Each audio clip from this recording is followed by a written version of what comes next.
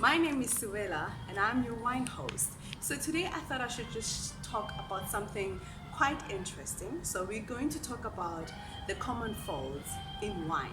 So every day we drink wine, but do we really know how to spot a bad wine? So I'm just going to share with you the common faults that we can find in wine. Pretty easy, and it's just very common. And these faults in wine basically happen, but they might not be a danger to our health. It's just that they can compromise the quality of our wine, and there's compromising the taste, the flavors in wine. So here are the normal basic common faults in wine.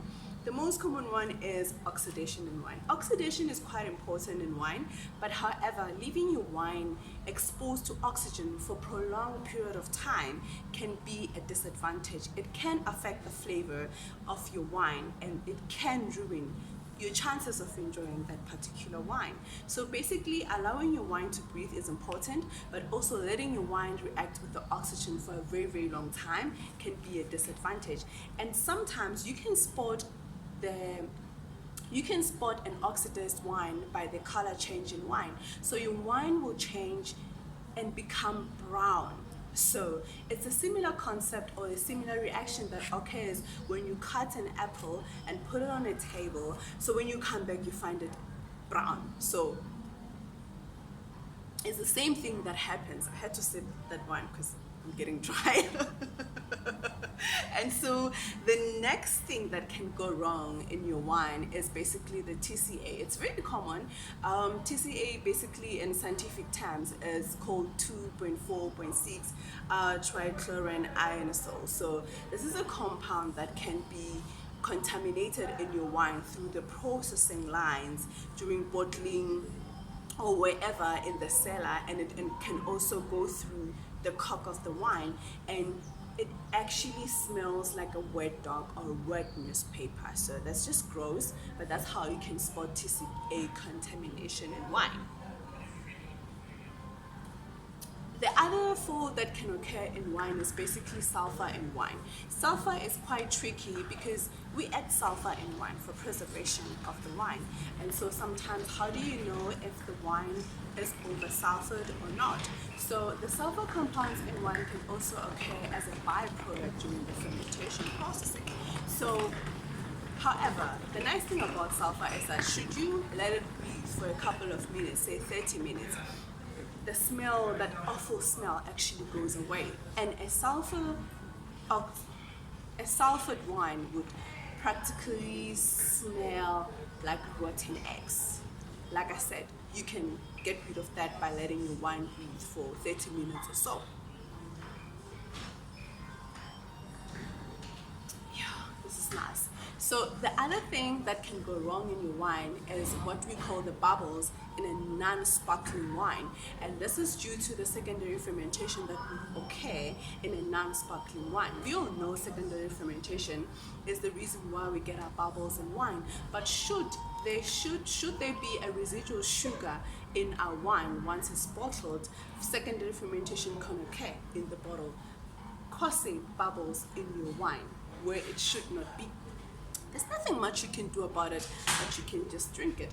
But you can see by the bubbles in your still wine that there was a secondary fermentation in that wine that occurred and should have not occurred. And the next thing we can talk about is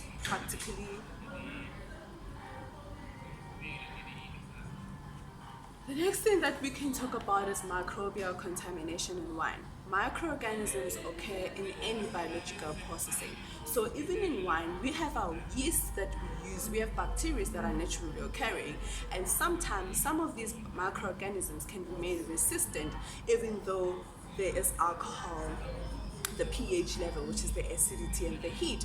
And these factors are supposed to make it very uncomfortable for these microorganisms to survive in the wine. But however, sometimes we can get some microorganisms that survive through these conditions.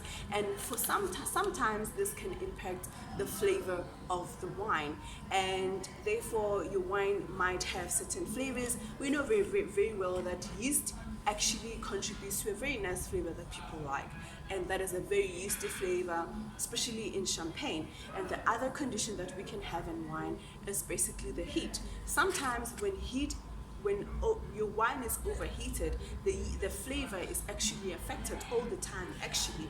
And you can see by, if a wine is corked, for example, the cork will be pushed out, so allowing some air and oxidation to occur within your bottle. So it takes us back to the first point that we discussed earlier. And we also have another thing which is called volatile acidity in wine, or volatile acid in wine.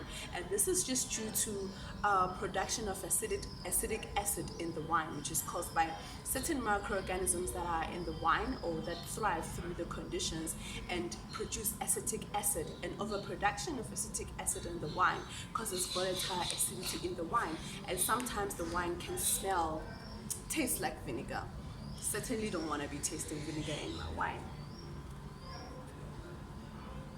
And one last thing would be tartrate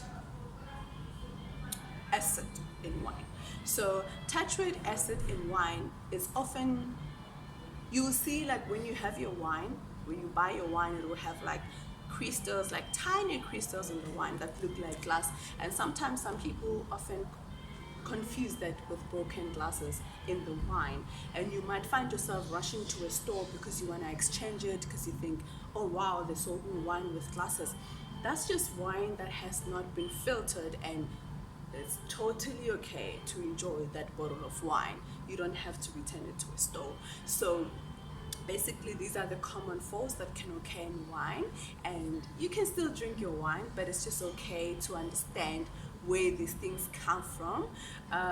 So yeah, while you enjoy your wine, just bear in mind that these things can happen.